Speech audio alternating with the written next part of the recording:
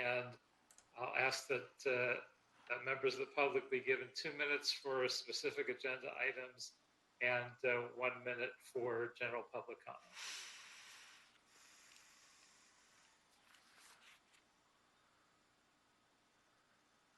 Speaker with the last four numbers 1108, will you please press *6 to unmute yourself?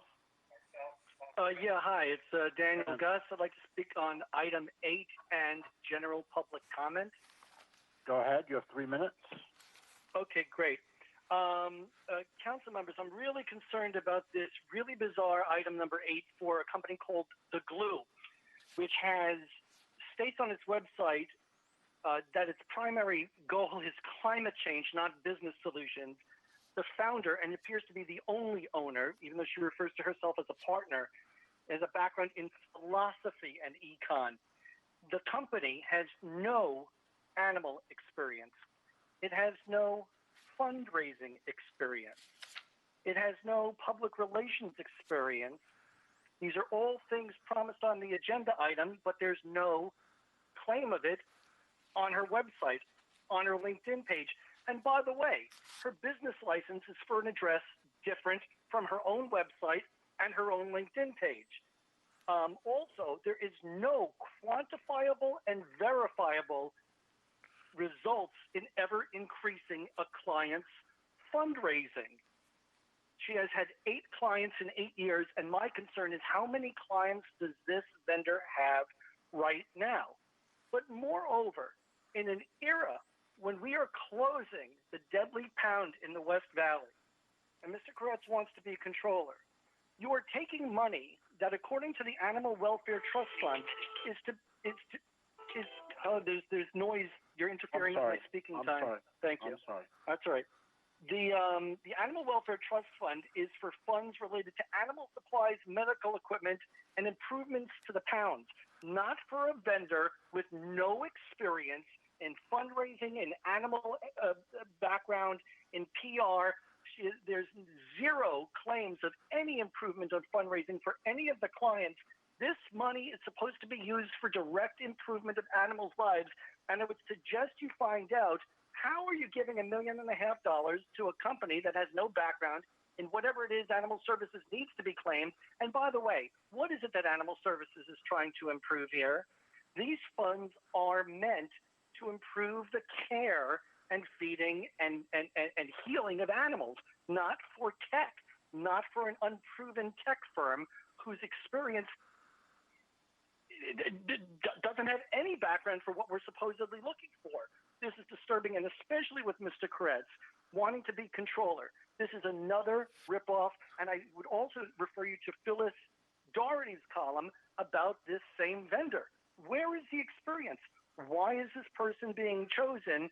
And why does the person's, if she's supposed to make a great case for animal services, how come her own website and her own LinkedIn page doesn't have an address that's in sync with what the city's own business licensing department says?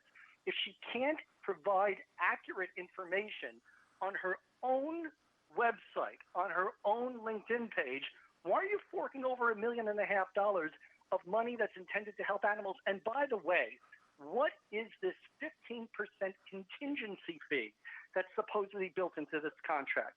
There's no way that this project should move forward with these funds. And there's no way. Your time is up. Okay, thank you. Okay. Thank you.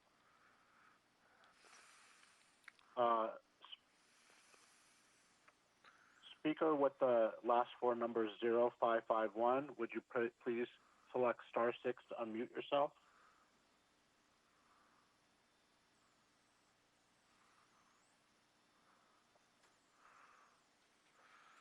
Speaker with the last four numbers 0551, would you please press *6 to unmute yourself?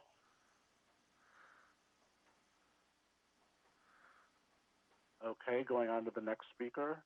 Oh, there. Yes, okay, I'm sorry. I'm sorry. I'm a little confused as to the agenda. I thought this was about the hiring unfreeze process. So if you want to speak on that item, you can. Well, That's okay. I was just calling about.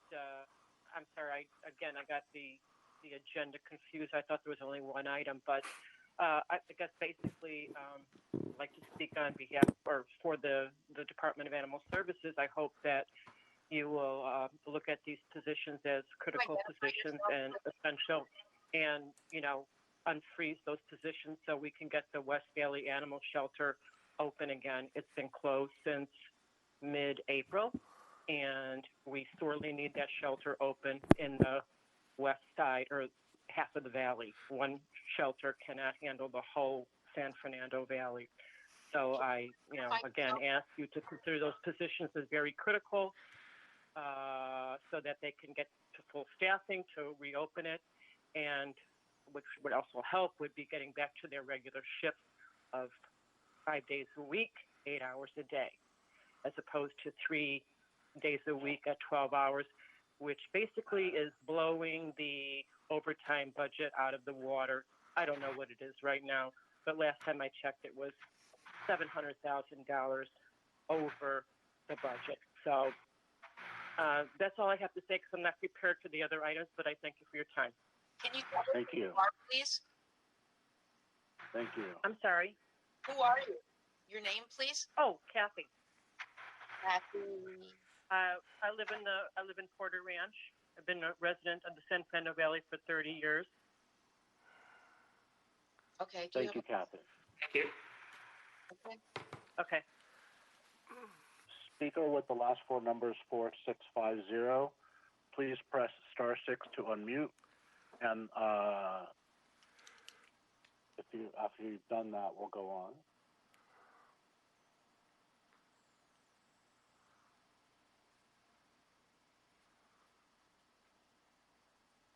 Speaker with the they just disappeared from the queue. So I think we're done with public speaking, public comment. All right, thank you. And with that, we'll close the public comment Goodbye. period of the meeting. I'd like to ask that we take items number 1 and 2 on consent, unless there's an objection. Hearing none, those 2 items are deemed passed. Item number 3. Item 3, continue from October 14, 2020. Bureau of Sanitation report relative to the exemption of 10 plant equipment trainee positions for the Bureau of Sanitation from the Civil Service pursuant to Charter Section 1001D1. Good afternoon, council members Koretz and Lee.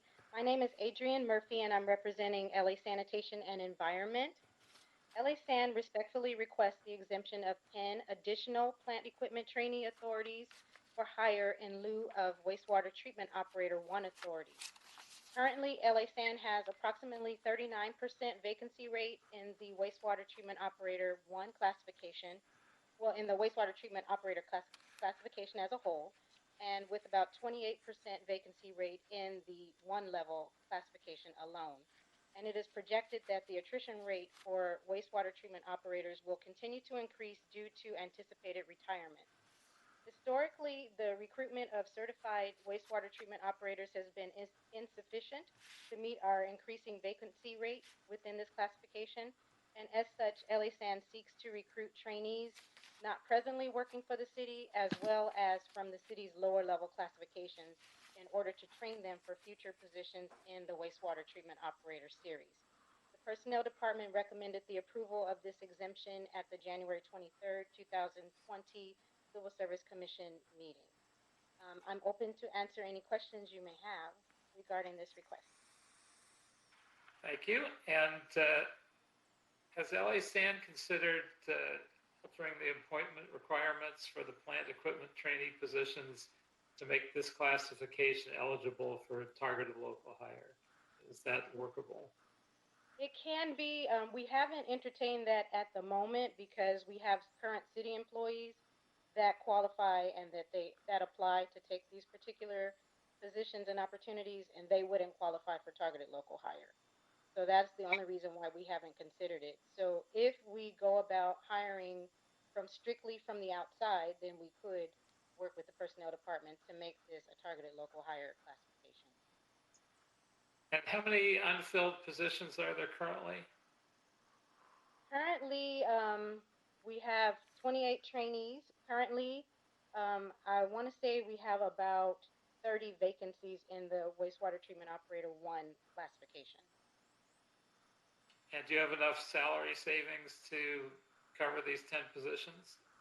We do, because they sit in lieu of wastewater treatment operator 1 authorities.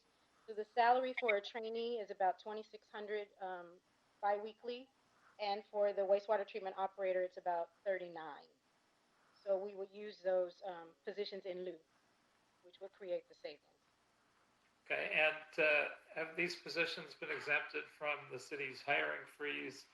And if not, have you put in your request to exempt these positions? Unfortunately, no, they're not exempt. So they are eligible for managed hiring consideration. We haven't yet submitted the request pending approval to move forward. Okay, Mr. Lee, any other questions or comments? No, Councilman Koretz, you seem to have covered everything. Okay, thank you. Well, then I would ask that we resolve the 10 plant and equipment trainee positions in the Bureau of Sanitation be exempted from the civil service provisions of the city charter pursuant to city charter section 1001 D1. These positions were approved by the Board of Civil Service Commissioners on January 23rd, 2020. If you could call the roll on this item. Councilmember Koretz, Aye. Councilmember Lee.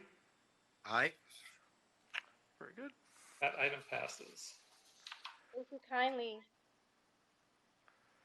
Thank you. Item number 4.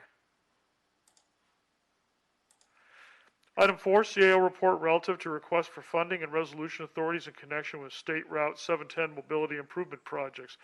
This matter was considered by the Transportation Committee on September 21st, 2020. Good afternoon, this is Nicole Trujillo with the Office of the CAO. On September 3rd, 2020, the Street and Transportation Projects Oversight Committee approved the addition of 2 new resolution position authorities for the Bureau of Street Services and 1 new resolution position authority for the Department of Transportation. These positions are needed to support the State Route 710 Mobility Improvement Project. Front funding for these positions identified in the report can be provided through existing departmental budget appropriations and are fully reimbursed for all project-related work by the Transportation Grant Fund from the SR 710 funded project account. Myself, as well as other department analysts and representatives, are available to answer any questions. Oh, I have a couple. One is, it's not entirely clear because in one part of the staff report, it notes that these are fully grant reimbursable, and yet we have a match requirement. So how do those two intersect? Kevin, are you available to answer that question? Yes, this is Kevin Min with the Bureau of Street Services. For all of these projects, they are 100% reimbursable. We're not anticipating any match requirements being placed on the city. So the 11% or so match requirement that was mentioned somewhere else, we're not anticipating having to achieve that. I think that part of the report probably refers to 11.47 federal requirement for matching for federal funds. In this particular case, we are allowed to use toll credits as a way to satisfy that match requirement. And so the end result is 100% reimbursement for all these funds. Okay, so there wouldn't be an impact on the general fund then? There should be no impact. Okay, and it looks like we're anticipating 9 months of funding, but considering how late in the year we are, would that be necessary, or would 6 months of funding adequately cover it at this point in time? There's no funding provided for these positions. It's just identifying the cost. The bureaus or the department should be able to front fund through their departmental budgets and be reimbursed by the grant. Okay, so the timing isn't relevant, you're saying? Correct. Okay. And will these automatically be unfrozen through the hiring freeze, or do the departments still need to go through the managed hiring process? They would still need to go through the managed hiring process. Okay. Thank you. Mr. Lee, any questions? No, Yeah. Councilman Kretz? All right, then let's have a roll call vote on this one. Councilmember Koretz, Aye. Councilmember Lee. Aye. Very good. That item carries. Item number 5. Item 5, CAO report relative to requests for new targeted local hire eligible position authorities that were not included in the adopted budget for fiscal year 2020-21. This matter has also been referred to the Budget and Finance Committee. Good afternoon, council members. I'm Melissa Velasco with the Office of the City Administrative Officer. The council requested the CAO and personnel survey departments to identify anticipated citywide hiring using the TLH program in the current fiscal year. The survey sent out requested 2 things from departments. First was if they had any existing vacant positions that they intended to hire in the current fiscal year through the TLH program.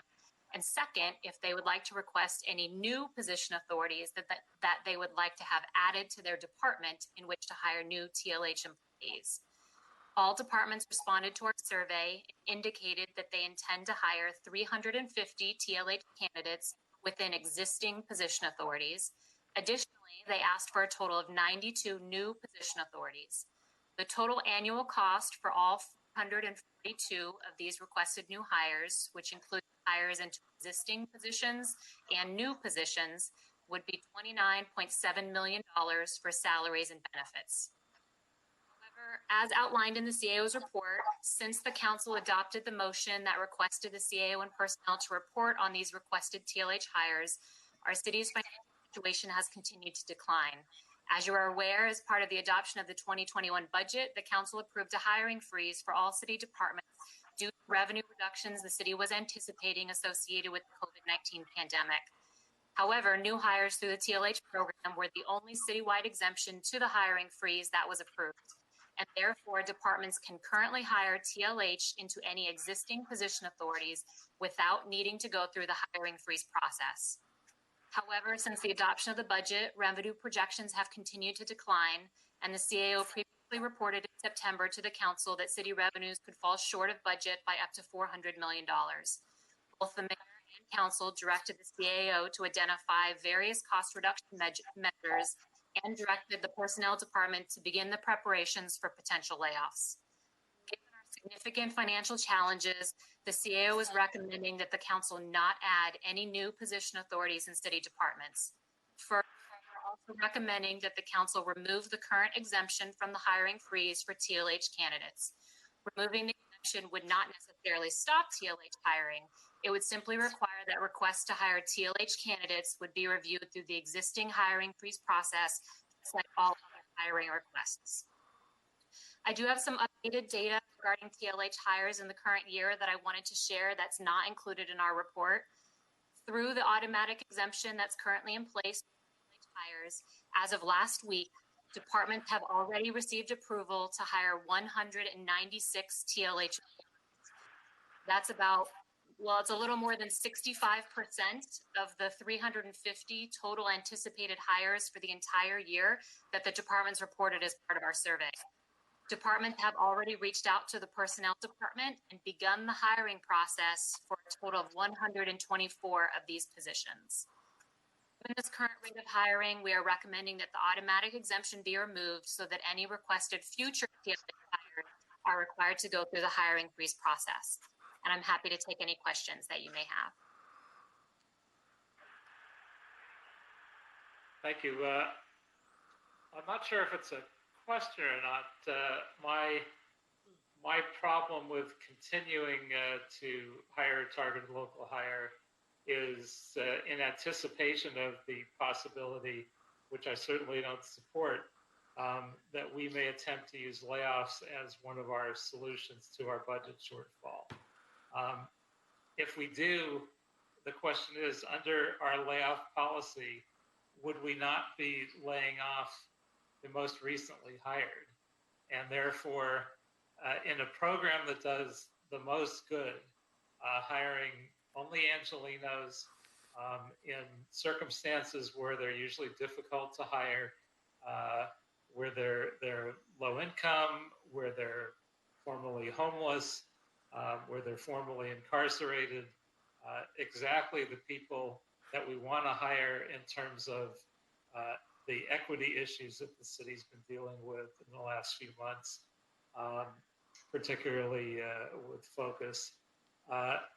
Would these not be the first people we lay off? So the people we're hiring now, would they not be given a great step in the right direction to break free of homelessness or whatever difficulties they've had to deal with, only to be laid off a month or two later? The city's layoff process is stipulated pretty clearly in the city charter as well as the city's civil service rules. And effectively, we share the same concern that you just mentioned, which is that typically the way the manner and order of layoffs happens associated with placement, bumping rights, all of those things, are that often the least tenured employees in the city do end up being the employees that may lose their jobs in a layoff scenario. So one of the things we would hate to do, obviously, is offer someone a job in October and then turn around in February and tell them, you know, I'm really sorry, but unfortunately we need to lay you off now. So the way to prevent that would be to review this process now and stop hiring of TLH employees to the extent that we can, in order to ensure that newly hired city employees aren't laid off later.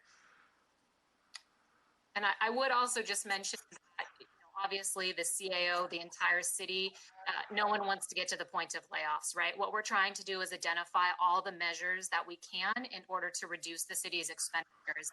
Our biggest expenditure is salaries. The easiest way to reduce it is simply to stop hiring. And so effectively, that's what we're recommending. We'd like to stop hiring now.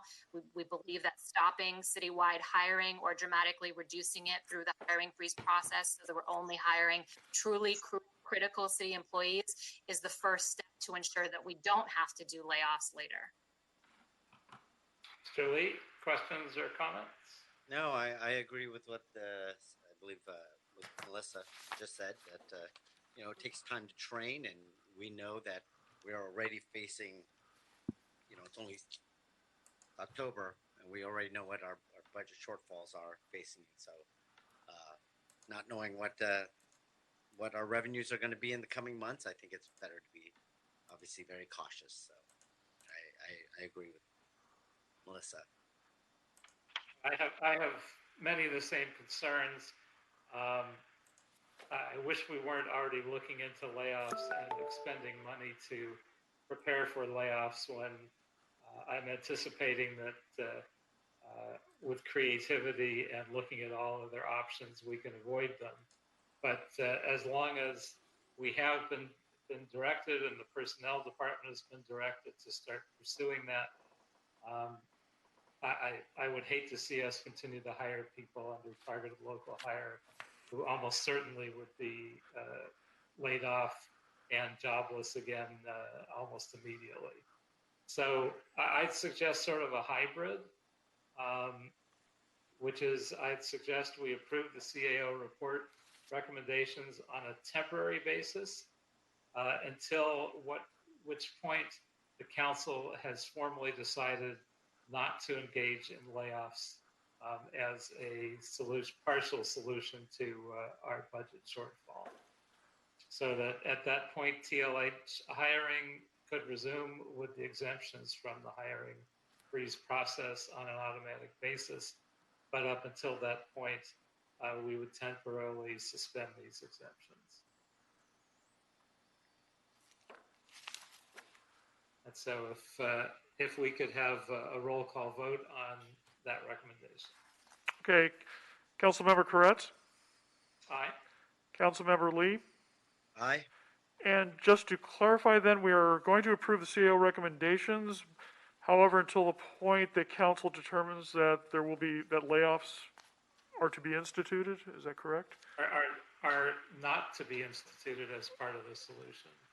So Okay. it would be approval on a temporary basis pending that the city's decision on that issue. Okay, whether pro or con, okay. Alrighty then. Very good. And just to clarify, that would only be if the city decides not to engage in layoffs as part of the solution. If the city is laying off, then we would continue to suspend this exemption. All right, very good. Thank you, council members. Item 6. Item 6, CAO and Board of Public Works reports relative to additional positions for the Office of Petroleum and Natural Gas Administration Safety. This matter has also been referred to the Budget and Finance Committee. Good afternoon, council members. Brett Avershow from the Office of the City Administrative Officer here. The report before you is a status report on the additional positions requested for the Office of Petroleum and Natural Gas Administration and Safety within the Board of Public Works. During the 1920 budget deliberations, members of the Budget and Finance Committee requested a report back from the Petroleum Administrator on resources he would like requested for his office. In November of 2019, the board reported back with the staffing plan for 3 resolution positions with 6 months funding, 1 senior admin clerk, 1 environmental specialist 2, and 1 environmental specialist 3. Shortly after that report back, as you know, the petroleum administrator resigned from the position, and as of this report, the position is still vacant. The chair of Personnel and Animal Welfare Committee requested a report back from my office regarding the board's requested staffing report. The CAO recommends that the board wait until the new petroleum administrator is hired and has the opportunity to establish goals and identify which resources they would like on their team. This allows for the greatest flexibility for staff and resources and allows council to work with the new petroleum administrator and provide input directly to the incumbent. The board is in the final stages of filling the petroleum administrator position and can speak to their activities of recruiting. I am here to answer any questions, as well as the executive officer of the board and the interim petroleum administrator. So how soon do we think the petroleum administrator will be on board? Fernando, can you answer that question?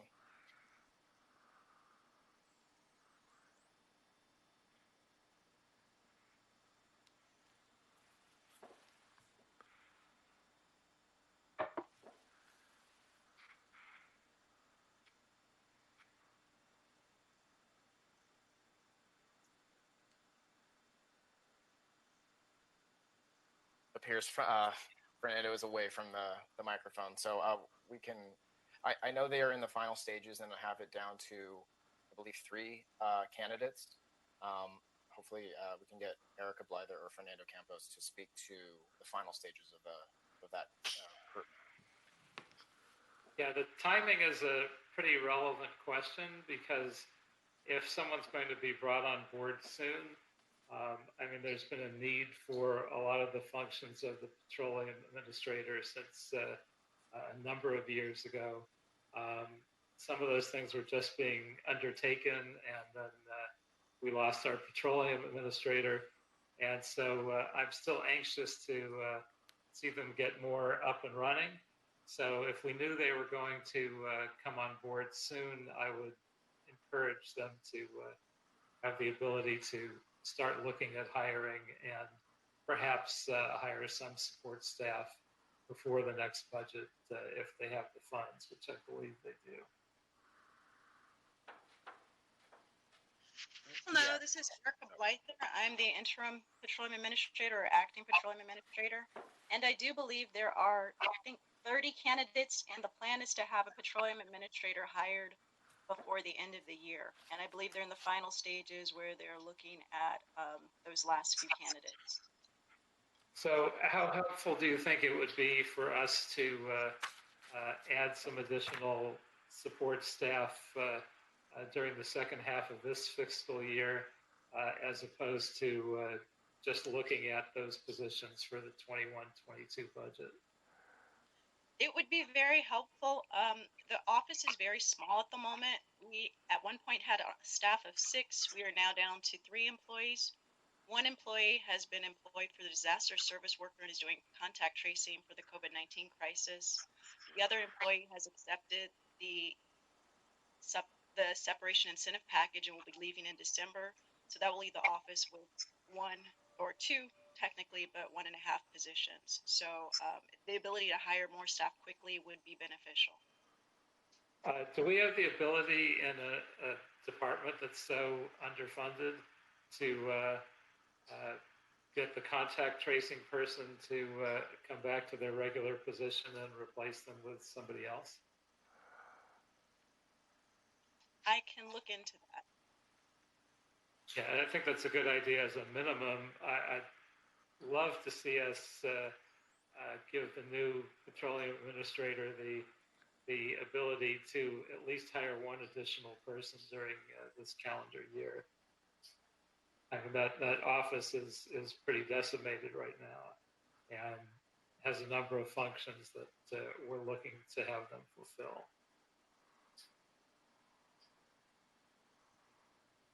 So if we think that's plausible, I'd like to recommend that we give that department the ability to hire one additional staff person and that the rest of the positions be considered in the context of the upcoming budget process for the next fiscal year. Councilman correct. So you're recommending that we allow them to hire one position now before we have an administrator on board? No, not before the administrator. Okay. That we give the administrator the ability to bring on one additional staff person, and Okay. then to identify the goals and resources needed for the rest in the upcoming budget. So I don't know who this question's for, Fernando or Erica. Yeah. Is there a reason? Is there a reason why? I mean, after Udawak left, it's been almost a year. Before that, we had a long time where we did not have an administrator. Is there a reason for the delay? Yeah, absolutely. Council member, this is Fernando Campos, Executive Officer with the Board of Public Works. Great question. So the process itself, we've been in the hiring mode for about 9 months now. You are correct, about a year. We did start the recruitment process when Udawak left back in late October, early November of 2019. We did initiate the recruitment process. That first initial recruitment process yielded only 3 applicants. What we wanted to do at that time, and this is March of 2020 time period, what we wanted to do at that time is to cast our net a little bit wider so that we can get more applicants to come into that position and see what's out there in terms of expertise and background and skill set. During that same time, COVID hit. Of course, as we all know, everything was placed on hold. There was then the belt tightening memo that came out, the cost containment memo from the mayor's office, putting everything on hold. So we got caught up in that hiring freeze, if you will, for about 4 or 5 months. We did advocate with the CAO's office and, of course, with your assistance, the council's assistance. They sent a clear message to the mayor and the CAO's office to allow us to recruit and allow us to hire outside the city family. And so in June of 2020, the CAO provided us recommendation or approval to hire, but it would only be to hire from within the city family. And that was basically a no-starter for us. We did advocate for it, and they did allow us to eventually move on and hire from the outside, which we started that recruitment process in July of 2020. Fast forward from July to August, we were able to recruit 135 additional applications to the first original 3. So that basically proved our point that hiring outside the city is where we need to focus on, not hiring from within. So thank you to the council members that advocated for us and sent that clear message to the mayor's office, quite frankly, of hiring and allowing us to hire outside. So where we are right now with the recruitment process is we've narrowed it down to about 30 applicants from the 139 application pool. We are going through the skill sets. We're looking at minimum qualifications. We're also looking at desired qualifications from these candidates. The goal is to actually do a to move on to the next phase of the interview process or the selection process within the next week or two, and then hire that person or at least make an offer before the end of the calendar year. So we're about maybe 30 to about 60 days away before we get to that individual. So I apologize for the long response, but it's been almost a year in the works, but there's been a lot of things that have happened, one with COVID, and then two with our differences in how we go about recruiting. And so we concur with your assessment and Councilmember Koretz as well, moving this forward as quickly as we can. And so we've been doing everything we can within the parameters that were set upon us. I understand. Strange times, Fernando. So, obviously with representing an area with the largest natural gas field in their backyard, I'm eager to get someone on board to start working on some things. So, and I'm sure I know that we're close. Yeah, and I'm sure Erica mentioned this, all the reports that are coming our way, and then all the need to process our franchisee agreement, and then also our renewal of our SoCal gas ordinance as well. That will be coming to your council in the next, hopefully in the next month or less than a month regarding that. So we do have some challenges. We are limited with resources. This year's budget deleted one vacant position. And that made things a little bit more difficult for us to do our inspection program on top of COVID as well. So we are experiencing those challenges, but we are full speed ahead as best as we can with the limited resources that we do have. But we appreciate your support. And Councilman Koretz, we do have currently the authority for a management analyst position. We just need that approval from the hiring freeze at this point. So it's not that if you wanted to, and I'm not sure if this is the direction that you're going towards, but if you wanted to authorize the position to be filled and make it exempt from the hiring freeze, we do have that existing authority to hire a management analyst now at this point. So if we could approve the CAO's recommendation, that we wait until hiring of the petroleum administrator to establish goals and identify resources and positions. But if we could also move forward that suggestion of unfreezing that one remaining position, I think that would be an on-target motion for what I'm looking for.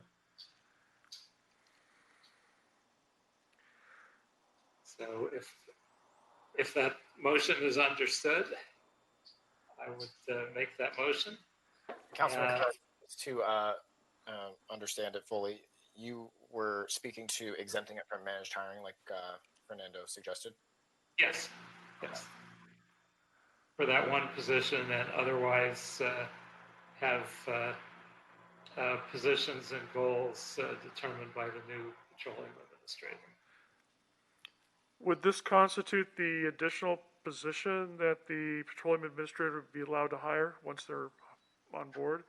Or is that an additional position on top of this? You're a little hard for me to hear. Okay, earlier it was indicated that the petroleum administrator would be also authorized to hire an additional staff member once they. Yes. What job class would that be? That would be this position that was mentioned. The management analyst. Is that the same as this one that we were discussing about exempting it from? Yes, it's the same position. Okay, very good. So if all that is clear, I'll ask for a roll call. Councilmember Koretz? Aye. Councilmember Lee? Aye. That motion passes. Item number 7. Item 7, Personnel Department report relative to the LA Well Programs Benefit Trust Fund review for fiscal year 2019-20. Hi, my name is Stephen Montagna. I'm the chief of the benefits division with the personnel department, and I'll be presenting this report. This is the annual report for the Employee Benefits Trust Fund for fiscal year 1920. The purpose of the report is to provide a review of trust fund activity over the course of the fiscal year. This trust fund is used as the repository for all the funding sources that are used to support the LA Well program. So that includes it includes general fund transfers, employee contributions, and reimbursements from the proprietary departments. The trust fund outflows go to fund the premium payments primarily to all of the service providers we have for the LA Well program, including the health plans. Other payments go for wellness program expenditures, reimbursements to departments for cash in lieu payments, and other administrative costs. As you know in our report, in 2016, the Joint Labor Management Benefits Committee had an outside auditor come in to do a review of the trust fund. Certain changes were recommended in terms of the reporting. All of those were implemented by the Personnel Department, and the format you see as an attachment to the report reflects the auditor's recommended format. So as of June 30th, 2020, the net balance in the fund was just under $8 million. If we net out the 12.5% reserve amount that's maintained in the trust fund as a matter of policy, the actual unallocated balance is about $3.8 million. That is net of all other liabilities owed but not paid as of the end of the fiscal year. So I'm happy to take any questions. Okay, so why are the accrued staffing costs and contractual services higher than the previous year? That's a function of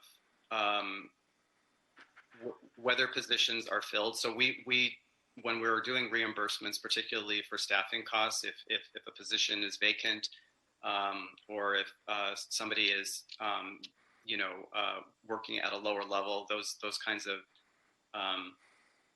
that will impact what the changes are from year to year, or what the actual expenses are from one year to the next. Okay, I'm not sure I'm entirely clear why they're that much higher this time. Seems like a significant difference. Right. We did have a number of vacancies. So it depends on the length of the vacancies, and we do reimburse for both the direct and the indirect costs. So those costs can be substantial. Okay. And what are carrier payments, and why are providers being paid anything other than monthly premiums? Well, the carrier payments, really what that means is the payments that we're making to the service providers. So those are amounts that are going to actually pay for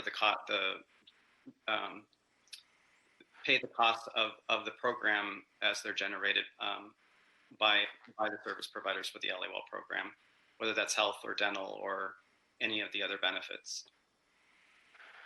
Okay, and what's the minimum net balance in the trust fund that you need to provide sufficient working capital for cash flow purposes and to make timely benefit payments on the carrier payments?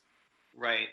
So, I would say that where we're at right now is probably about the minimum necessary to deal with the cash flow. There was an action taken by the JLMBC prior to the close of last fiscal year to approve a payment of $7.4 million from the trust fund that came out of the cash balance, and that was to help with the premium, to offset premium payments for fiscal year 1920. So this was a matter that was brought to labor and management. This was the amount that sort of probably took us down to the level that we would be comfortable with, just because of the volume of the dollars that go out every month to pay for the benefit program. Okay, Mr. Lee, any questions? No, Stephen, just want to tell you that I think you guys are doing a great job. Appreciate you helping my staff and me navigate through this past year, and I just appreciate all the extra help that you've given to us. So thank you. Well, thank you very much. Really appreciate that. Thank you, and I will echo those remarks. So I'd move that we note and file this report. We could have a roll call on it. Councilmember Koretz? Aye. Councilmember Lee? Aye. Very good. That item passes. Thank you for your good work. Thank you. Item number 8. Item 8, CAO to report and Department of Animal Services report relative to entering into agreement with the GLUE LLC for marketing, fundraising, public relations, and website development and management for the Department of Animal Services. As of when this agenda was released, a report had not been received by the CAO. Do we have a report as of now? Yes. Oh. A report has been uploaded. I don't believe you have. Oh, go ahead. This is Susie Rios-Bellinot with the Office of the City Administrative Officer. It's my understanding that a report has been uploaded but has not yet been attached to the council file. We'll be happy to verbally report on it and provide our recommendation, but I would like to allow Brenda, the general manager, the opportunity to speak first. Please. Thanks, Susan. Thanks for being here. I'd like to give you just a little background on how this all came to be. The department has had a goal for a number of years to have a foundation, a private foundation that would help us and assist us with a variety of things, like some of the other departments, fire department, police department, zoo has. And we have talked with a number, well, with a couple of community members who may have had in doing a foundation, but that did not come forward the way we had hoped it would. So we already have an animal welfare trust, which is a charitable fund in the administrative code that increase our own fundraising. Over 10 years now, and in the 10 years that I've been here, we have never actually been fully funded. So money from the Animal Welfare Trust Fund to food orders to supplement our medical supplies. We do enrichment things for the animals. We send staff. We do capital projects. We've purchased 5 x-ray. Each of our 6 shelters has an x-ray machine. We've purchased 6 blood chemistry machines. There's a repair to the awnings or the canopies and all over the runs. We take care of those capital improvements. A lot of stuff that we do. We put AstroTurf in the yards for the dogs. So we take on a lot of expenditures that the city would have to do or would go undone. We decided that the best thing to do is go ahead and to try to increase the size of the Animal Welfare Trust Fund so that we can be more helpful to the shelters, to the animals, to the community, and to the city. So we did an interview process. We went through the regular request for proposal process that the city requires. We had 40 applicants who came to our bidders conference, and out of those 40 applicants, 8 of them submitted formal proposals. And what we asked them for was marketing, helping us get the word out to the community, whether it's about spay neuter, whether it's about licensing, or whether it's about great pets we have in the shelters. We also asked them to develop a new website for us. That's something that's been requested for years, and we just have not been able to get it or to have the money to afford it. And that would include new branding for the department. And also we asked for a fundraising component. We have in our marketing team, we have 2 full-time people and a half-time person. And that is not enough to adequately really handle a fundraising campaign on top of everything else. So when we got the 8 applicants, the 8 proposals, we sent it out to 3 different departments to review, to the zoo, to the harbor, and to the Department of Education. And we asked them to review proposals and give us their recommendations. They all came back with a highly recommended GLUE as the company that they felt would be likely to be successful. And the GLUE has at least one other city department. we read the proposals, and we also had more of the components that we were looking for. I mean, fundraising is fundraising, whether you're raising animals or whether you're raising money for children's hospitals. The principles are exactly the same. Before I was a general manager, I was a fundraiser for many years, so that's not something that's unique to one company, except it may be a little bit easier to raise money for animal causes. So we all agreed the glue was the best. And then they were at the time the lowest bidder too. And we worked with two experts in the mayor's office who had expertise on web development and another one who had expertise on fundraising. And they worked with us, and we changed the contract a little bit and got the bid down to 1.5 million, which is what's before you today. Which for that's to extend over 3 years, and that's the basis and the background and the skills and the so that we can maintain our facilities for the animals, but provide the animals the things they need, and to keep it attractive for the community when they want to visit our shelters, as well as convenient and comfortable and appropriate animals. So I just wanted to give you a little bit of background, and then I'd like to sort of turn it back to either, or I also have here with us today Budget Director Kathy can also answer some of the more probably technical questions, budget works, and about Animal Welfare Trust Fund, if I could.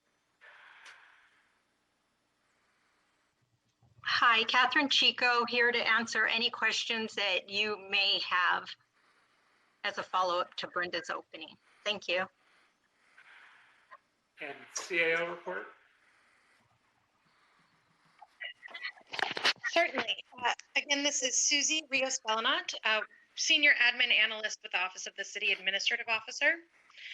Our office has completed a review of the proposed contract, and as I stated earlier, though it has been uploaded, the report is not yet available in the council file system. So on the advice of the clerk, I'll read our recommendation into the record and then follow that with a brief summary of our analysis.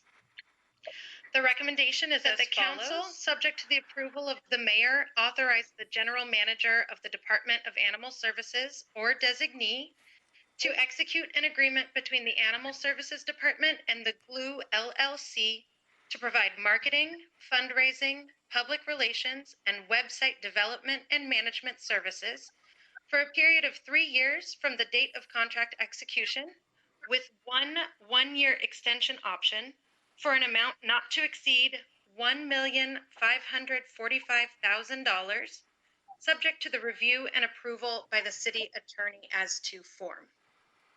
So in compliance with Executive Directive 3 guidelines, we did complete a review of the proposed contract. In accordance with the provisions of the Mayor's Fiscal Year 2020-21 Cost Containment Measures Memo dated June 24th, 2020, the proposed agreement does meet the contractual exemption criteria in that this agreement has no general fund impact, and the Animal Welfare Trust Fund has sufficient funds to support the cost of the proposed services. Additionally, the agreement is anticipated to generate revenue through additional fundraising efforts for the Animal Welfare Trust Fund, as described by Ms. Barnett. The contract was approved by the Board of Animal Services Commissioners prior to the issuance of the Mayor's Fiscal Year 2020-21 Instructions for Fiscal Restraint Memo, dated September 11th, 2020. However, the proposed agreement does comply with the memo's additional contracting guidelines in that it has been determined by the Personnel Department that city employees do not have the expertise to perform this work, and therefore insourcing the work is not feasible. Lastly, the execution of this proposed agreement complies with the city's financial policies in that budgeted funds are used for intended purposes and one-time revenues are used for one-time expenditures. With that, Ms. Barnett, Ms. Chico, and I remain available to answer any additional questions you may have. Yeah, this is not an organization that I think is well known to many folks. What's their track record like in the PR and fundraising arena? I think the fundraising element is something that I thought we needed for essentially the whole time I've been on council.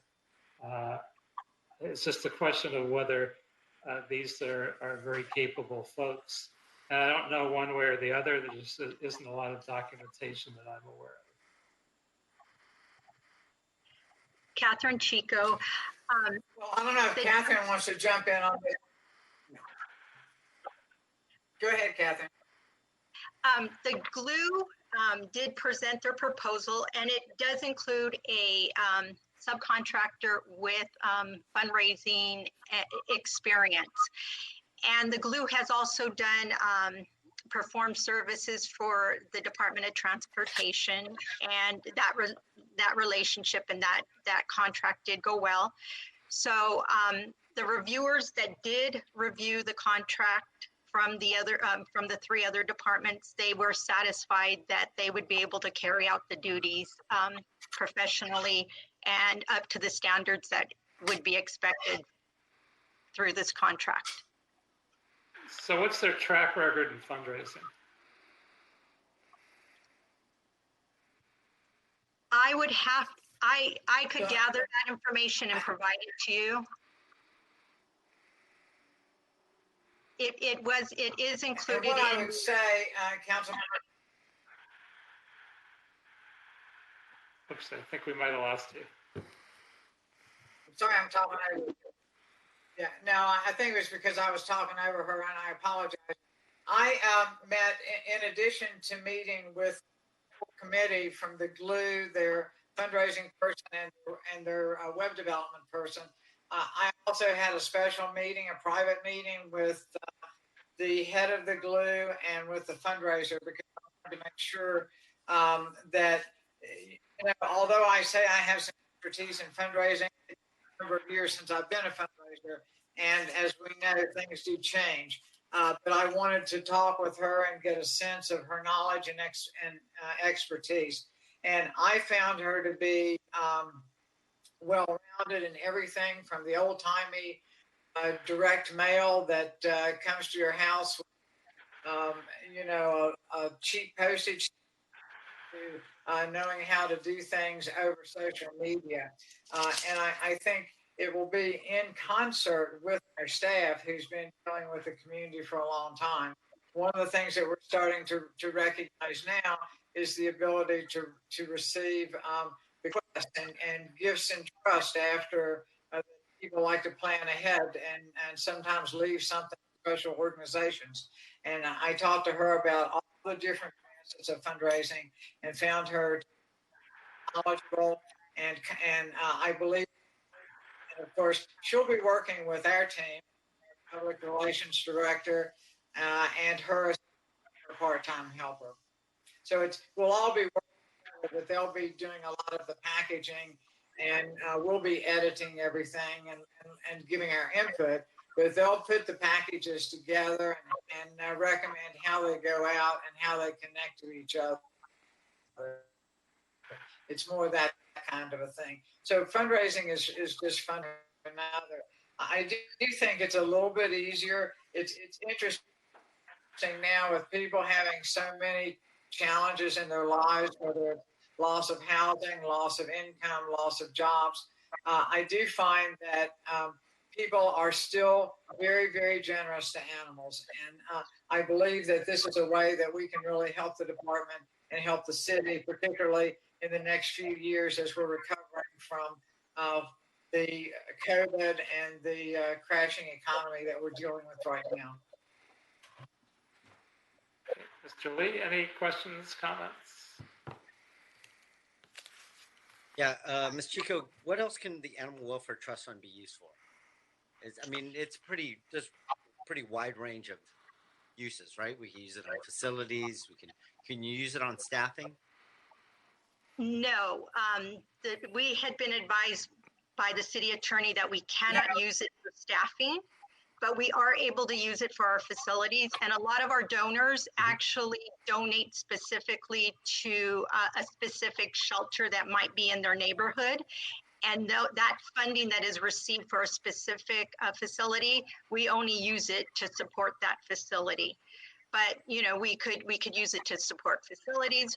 Right now, we also provide vaccinations that are unfunded through the city's regular budgetary process. So we annually purchase vaccinations for the animals. We provide training for staff, certification training. So we do a lot of different things that the city's budget does not allow. What's the current total? What's the current total amount that we have in the Animal Welfare Trust Fund? That is the current amount right now is, let me get that for you.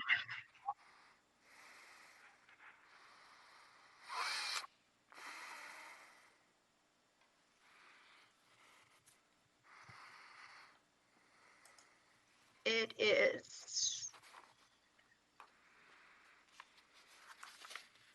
$4,738,000. And that is split between restricted and unrestricted funds. Gotcha. Some people donate to specific things, like you said, right? Yes, yes. Okay. And so the money as far for as the this, fundraising component, normally with fundraising, I mean, I'm sorry, go ahead, Ms. Chico. oh no, sorry, go ahead. No, I was just saying, so the funding component part of this, I mean, most of the time when I'm involved with any type of fundraising, the fundraising component takes a piece of whatever they can raise so that, you know, there's more incentive for obviously for them to raise more. So is this $1.5 million more for the marketing piece, or and is the fundraising, you know, part totally separate, or is this we're paying them $1.5 million to raise money for us? The 1.5 includes a 15% contingency, but it's for all component. It's for the marketing, the fundraising, the branding. It's for all components, and the company will not receive any of the donations that are raised. So all the money that is raised will actually go to the Animal Welfare Trust Fund. The contractor will keep none of the funding that is raised. Another component. Oh, no, go ahead. I would like to also highlight that the fundraising is really going to be important to the department for the Animal Sterilization Fund. We are projecting that we will deplete all of the money in that fund prior to this fiscal year. So a component to raise funds for spay and neuter services will be really critical to meet the demands that the department is facing. And have we found that this year, because of COVID, that we haven't been able to raise as much money as previous years? Are we on target? Are we behind? Or possibly more? It's about the same.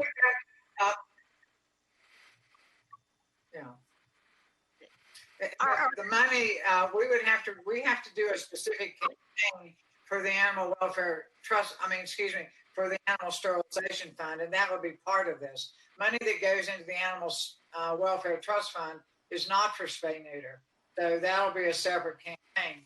But it can be done by these same people who are contracted by the department. And matter of fact, that was what the meeting that I had, because we're expecting to run out of money before the year is way over, by the end of the year, and not be able to provide spay neuter services. So the conversation that I had with them was there are two things in animal welfare that are hard to raise money for. One is spay neuter, and the other is humane education, and it's counterintuitive. But I told them that that will be their first assignment, is to start raising money for the animal sterilization fund, so that we can continue to provide spay neuter to the community members who can't afford it for their pets. Then shouldn't we be more worried about spending this $1.5 million if we have potential shortfall to filling this gap for spay and neuter? If I can jump in just a moment as the CAO Yeah. analyst. So there really are two separate funds that we're talking about here. We've got the Animal Welfare Fund and the Animal Sterilization Fund. And the one can't really be used for the other. They're set up in parallel. So the risk that my colleagues have described is that there will be insufficient funding in the sterilization fund by the end of the year to fulfill all of the things that we would normally do in a given year. This funding is coming from the Welfare Trust Fund, which has a higher balance, is not at risk to be at a zero balance at the end of the year, and can be used to raise funding for both funds. Okay. Well, I know that we've taken in less animals during COVID, and they said that the fundraising has still been about the same. I mean, Councilman Koretz, I haven't seen the report. I haven't. This is, I'm hesitant on anything with the Department of, Animal Welfare right now when I have a shelter that has been closed, and I'm trying to identify $6 million to, while I know this probably can't go for it, maybe this can offset some other costs for that. And we're waiting for that other report right now from the department to talk about the future of that shelter. So, my recommendation would be to hold this right now. I was thinking of holding it for a couple of weeks to look more closely at the qualifications and to see the actual report. I'm not sure whether ultimately reopening that shelter winds up being fiscally practical or not. But I think if we allow for a fundraising mechanism to go into place, I think if anything, it's more likely, because the idea is that it's something that will generate more than we have presently. So it's like some of the issues that we've looked at with updating software throughout the city, et cetera. It costs money, but at the end of the day, it saves money. So in this case, it costs money, but the hope is at the end of the day that it would make more money and give us more flexibility. I just would like a little more time to ascertain a higher level of confidence that will actually happen. I completely agree with you, Councilman Koretz, and while that's why we're anticipating the report from the department about what the future of the West Valley Animal Shelter will be.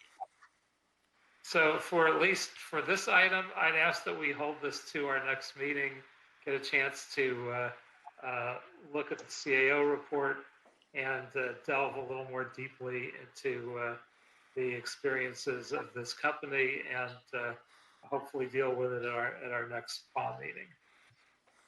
So with that, we'll hold this in committee until that next meeting. Very good. Now, a special meeting. Okay. Item 1. All right, that clears the dust for the regular meeting. And now to the special item for special meeting. It's a motion, Koretz-Lee, relative to amending the hiring unfreeze process and related matters. This matter has also been referred to the Budget and Finance Committee. And the only thing that I think is of interest, I have no questions about it, but I do have a technical amending motion. So I want to amend the motion to replace the wording, I therefore move that the hiring freeze process be amended as follows, to I therefore move that the city administrative officer and chief legislative analyst be instructed and the office of the mayor be requested to administer a streamlined hiring freeze exemption approval process as follows. So I only have a technical amendment. Otherwise, I have a good understanding of the process. Mr. Lee, anything to add?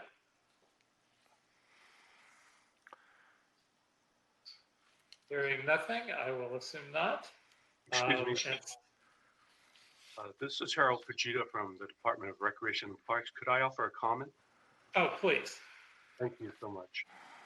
Council members, relative to number 2 on the motion, it states that priority approval will be given for positions requested to be unfrozen for public health or public safety. And I think that's commonly understood to apply to police officers and to firefighters. But the Department of Recreation and Parks would like to impress upon you that our park rangers are peace officers. While they do not carry a firearm, they have to go through the same training that the LAPD officers go through, and they are post-certified. That is the Peace Officer Standards and Training Certification. About half of our park ranger positions are vacant today, and we have had some difficulty in getting those positions exempted.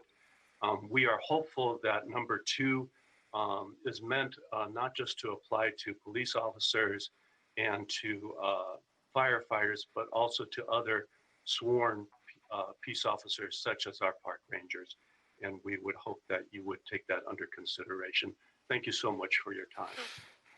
And I would ask that with that clarification, we take that action and include all appropriate peace officers beyond just LAPD and LAFD. All right, if there's no further comments, I would ask that we follow that recommendation to add to the motion the technical changes and to clarify that other appropriate peace officers beyond public safety officers beyond just LAPD and LAFD be included in the process. And so I'd ask if we could have a roll call vote on that. Councilmember Koretz? Aye. Councilmember Lee? Aye. Very good. That item passes. Is there anything else before us? That clears the desk for special meeting. And so with everything dealt with in both the regular meeting and the special meeting, we are adjourned. Thank you, Councilman. everybody. Very good. Thank you.